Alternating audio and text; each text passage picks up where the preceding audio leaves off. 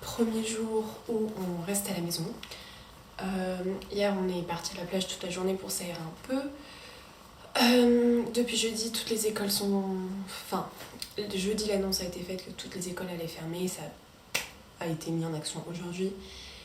Et puis samedi soir il y a eu la décision de fermer tous les restaurants, tous les bars, tous les lieux pour s'amuser.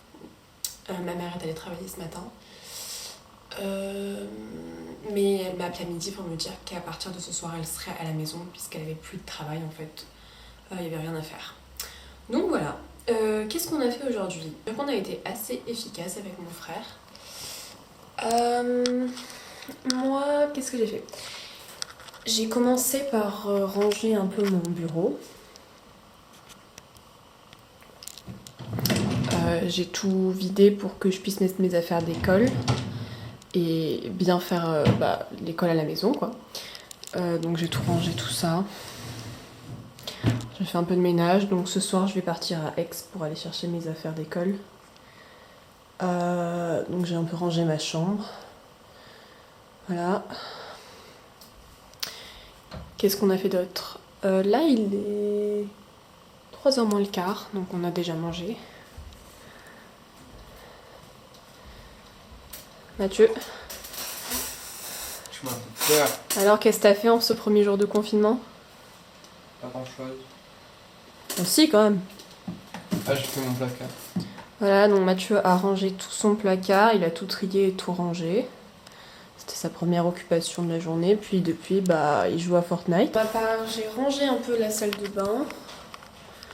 J'ai trié tous les tiroirs. J'ai rangé un peu tout ça par ici.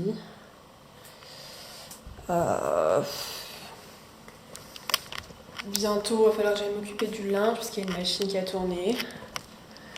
Puis voilà, ranger un peu la cuisine. Je pense que je vais faire un peu de cuisine après ça. Je vais faire des pancakes pour le matin. Et puis voilà. On a fait un peu les courses. On a un peu du stock si jamais il y a des problèmes, mais pas grand chose parce que normalement les magasins devraient rester ouverts sans problème. Donc voilà. Et là aujourd'hui c'est le jour 1 de confinement, même si le mot n'est pas encore officiel. Il me semble qu'on est environ 6000 cas recensés et 130 morts. Voilà les nouvelles ce mercredi 16... mercredi. En fait voilà, je sais même plus quel jour on est. Visiblement je vais avoir beaucoup de travail. Les profs vont donner beaucoup de travail. Ils ont déjà commencé. Pour l'instant j'ai pas eu l'occasion moi d'en faire puisque toutes mes affaires sont à mon appartement à Aix. Donc il faut tout que je ramène ici pour pouvoir faire l'école ici. Donc je vais y aller ce soir avant que le confinement soit annoncé et qu'on puisse plus sortir. Ah, c'est le cours Mirabeau au premier jour du confinement. Non, on n'est même pas en confinement. Ouais.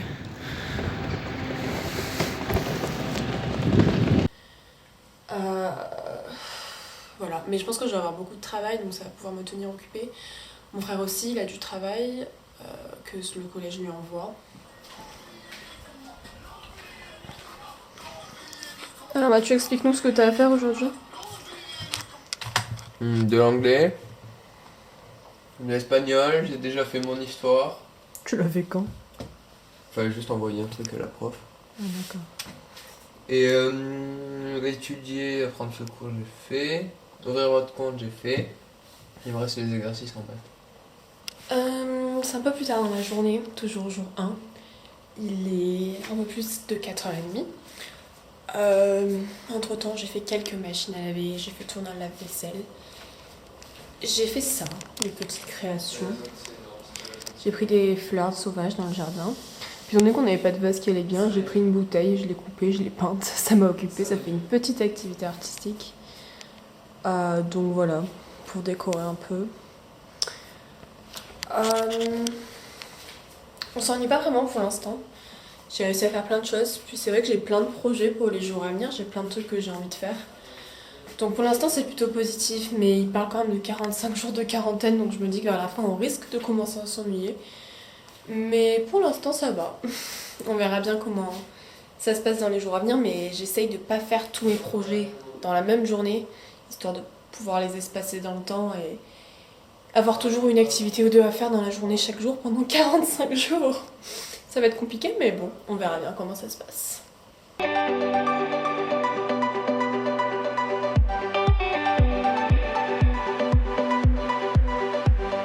Nous sommes donc le mardi 17 mars, il est 11h du matin. C'est le jour 2 du confinement à la maison, même si le mot confinement n'a toujours pas été officiellement prononcé par le gouvernement. Le président a fait un discours hier soir à 20h qui disait tout de même qu'on avait interdiction de sortir, sauf si on avait un motif bien précis. Le problème, c'est qu'on voit énormément de gens qui s'en vont. Les gares sont bondées. Puisque les gens qui habitent à la ville décident de partir, c'est que se confiner à la campagne. Donc pour l'instant, le fait de ne pas être en contact avec les autres, c'est un petit peu raté. Nous, les seules sorties qu'on va faire, ça va sûrement être pour aller au magasin acheter de la nourriture, pour aller voir mes grands-parents. Donc voilà. Donc là, depuis ce matin, je me suis réveillée à 8h30. Depuis à peu près 9h, je travaille, je fais mes devoirs. Donc j'ai bien réussi à avancer et le temps m'a pas paru particulièrement long. Là, ma mère, elle est au téléphone avec une de ses amies qui habite en Italie, à Milan, où donc la situation est quand même bien pire qu'ici. Mais ça nous donne un peu une idée de ce à quoi on peut sûrement s'attendre. Donc voilà, du coup ma mère est à la maison à partir d'aujourd'hui. Cet après-midi, je sais pas encore ce qu'on va faire comme activité, mais on va sûrement faire un petit peu de rangement. J'ai pas regardé spécialement si le nombre de cas ou le nombre de morts avait augmenté, mais l'hôpital à côté duquel on habite se prépare. Visiblement, ils ont nettoyé et préparé deux étages pour accueillir des malades, donc c'est sûrement qu'ils prévoient que la situation va s'empirer. Et puis voilà, on attend l'annonce du confinement officiel qui devrait arriver d'ici les prochains jours si on fait comme nos pays voisins. Puis je sais que toutes mes amies aussi qui faisaient leurs études ou qui habitaient dans un pays à l'étranger sont rapatriées en France. Théa qui venait de Londres revient, Marion qui était en Écosse revient. Et puis tous les élèves qui faisaient des échanges aussi dans d'autres pays, aux États-Unis, au Pérou, sont obligés de revenir en France. Donc voilà, c'est un peu la situation en ce mardi 17 mars.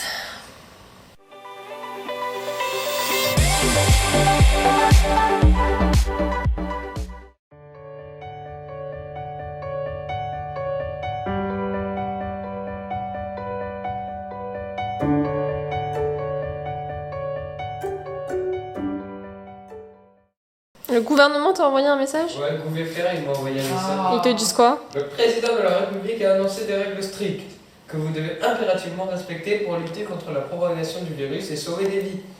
Les sorties sont autorisées avec attestation et uniquement pour votre travail si vous ne pouvez pas télétravailler, votre santé ou vos courses essentielles. Toutes les informations sur www.gouvernement.fr. Alors, Ils ont mon numéro, j'ai le numéro du gouvernement. Qu'est-ce que tu crois?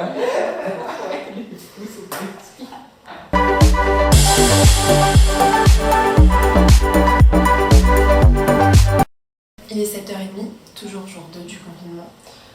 Depuis la dernière fois qu'on s'est vu, qu'est-ce qui s'est passé ? On a mangé tranquillement. L'après-midi s'est déroulé plutôt calmement au début. J'ai continué à faire un peu de devoirs.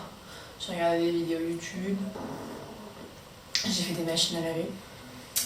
Ma mère est allée voir mes grands-parents pour leur amener leurs autorisations de sortie qu'on avait imprimées et puis aussi pour voir un peu comment ils allaient.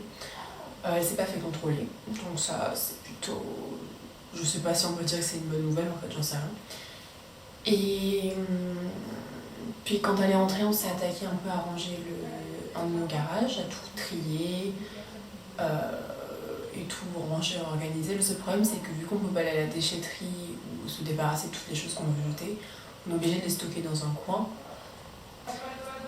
J'ai commencé un livre, une saga où il y a 6 livres différents, je me suis dit que ça pourrait m'occuper. Puis je parle avec mes amis, tout le monde raconte un peu ce qu'ils font et comment ça se passe pour eux. Voilà. Le gouvernement a pris des mesures aujourd'hui concernant la vente de Doliprane. On est à 150 morts à peu près, 6600 cas, quelque chose comme ça, depuis que j'ai regardé cet après-midi vers 15h les infos. Puis là, apparemment, le Premier ministre doit faire un discours à 19h ce soir, donc on va voir ce qu'il dit. Puis je parlais avec une amie à moi qui habite en Floride aussi, qui disait que au final, ils sont un peu dans la même situation que nous. Donc ça a l'air de se répandre un peu dans tout le monde. Il y a des endroits en France où des gens qui respectent pas certaines choses. Apparemment, il y a une dame à Luynes, pas très loin d'ici, qui a acheté 40 boîtes de Doliprane avant que la nouvelle loi soit mise en vigueur. Mais bon, voilà. Et puis il y a des gens qui continuent à se rassembler, et tout ça. Donc on verra bien ce qu'ils disent ce soir à la télé.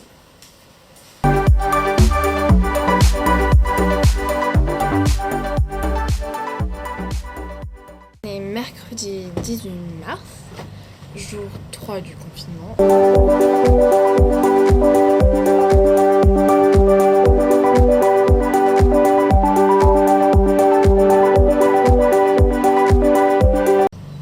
J'ai pu faire un petit peu de rangement dans la maison, tout ça, un peu mettre quelque chose en ordre. Puis ensuite j'ai travaillé pendant un petit moment. On a eu la visite d'une amie de ma mère qui est infirmière, qui nous racontait que c'est une catastrophe parce qu'ils n'ont pas de masque et que les gens ne respectent pas du tout les mesures, qu'ils sortent dans la rue pour des raisons absolument stupides et que ils utilisent des excuses à tout va. On est à 180 morts et 7000 et quelques cas, les chiffres sont pas très bons. Sinon voilà, mon père lui continue à travailler, donc aujourd'hui il est encore allé au travail. Cet après-midi, moi j'ai lu beaucoup au soleil parce qu'il fait super bon dehors.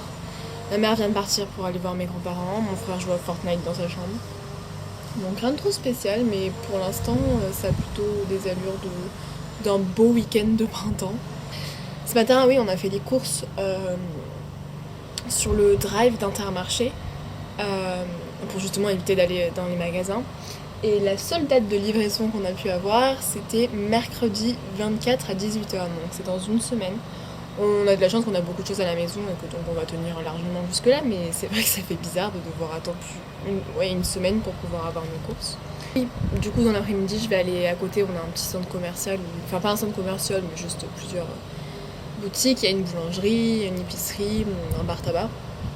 Donc, je vais aller faire un tour pour acheter du pain, peut-être quelques magazines parce que c'est un bar tabac qui fait presse, et puis quelques fruits et légumes chez le marchand de fruits et légumes. Comme ça, j'invitais ma mère de sortir et puis moi j'y vais. Je sais pas si vous arrivez à voir, mais il n'y a absolument aucune voiture qui circule. Alors d'habitude, il y a beaucoup de monde sur cette avenue. J'ai rempli ma petite autorisation, mais bon, je pense pas que je vais me faire contrôler parce que c'est vraiment à 2 pas de chez moi. Il y a vraiment personne. Ah, une voiture aussi. C'est très bizarre. Ah bah, super, la boulangerie est fermée alors qu'on n'a plus de pain du tout. Bon, bah d'accord.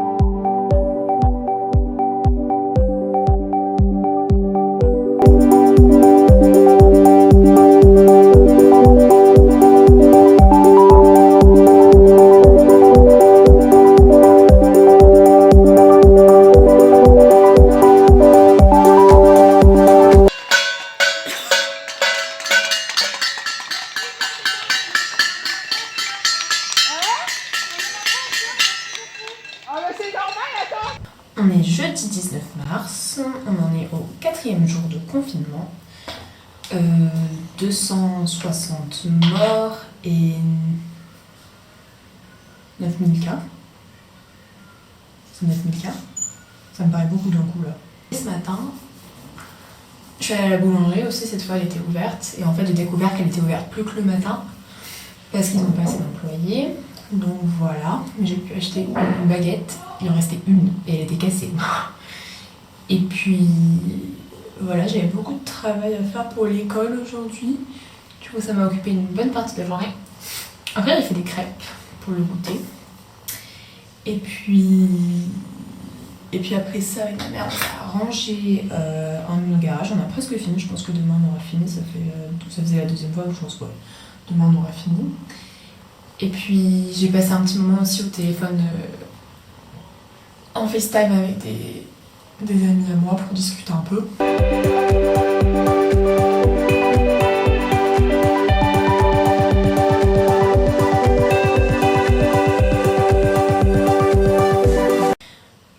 Plus tôt dans la journée, j'ai mis un mot dans toutes les boîtes aux lettres de tous les voisins pour qu'on crée déjà un groupe chat pour si quelqu'un a besoin d'aide ou quoi que ce soit. Puis aussi pour qu'on sorte ce soir à 20h applaudir les personnels soignants.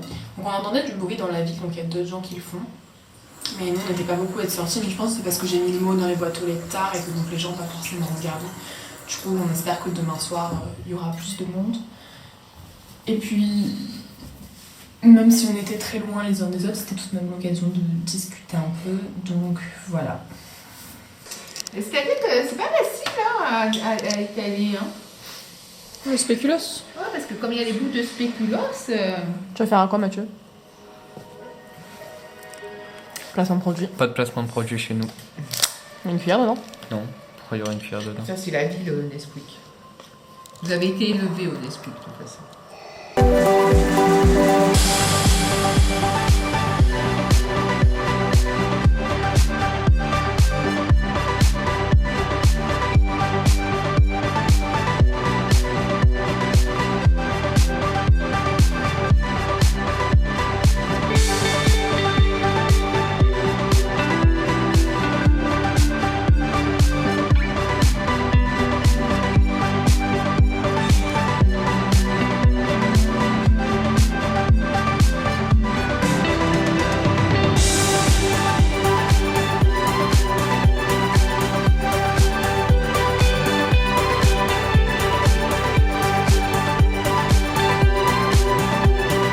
Je tenais à faire un rapide point en ce vendredi 20 mars, il est 19h, c'est donc le 5e jour de confinement pour nous, mais bon, le 4e officiel.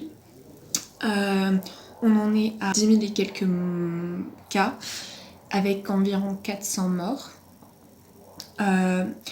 Mais c'est pas vraiment ça la chose la plus importante que j'ai à dire aujourd'hui, c'est juste que je suis vraiment choquée et indignée par toutes ces personnes qui continuent à sortir de chez elles et à faire comme si de rien n'était.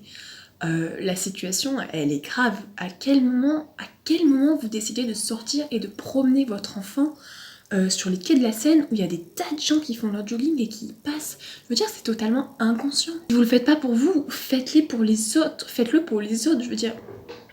Faites-le pour vos grands-parents, pour vos parents. Vous avez tous autour de vous, dans votre entourage, quelqu'un qui souffre d'une maladie, que ce soit une maladie chronique ou qui souffre de diabète, qui souffre d'un cancer. Vous connaissez tous une personne qui est dans ce cas-là. Cette personne, elle est vulnérable. Et à cause de vous, parce que vous continuez à sortir, elle peut tomber malade et en mourir. Je veux dire, restez chez vous.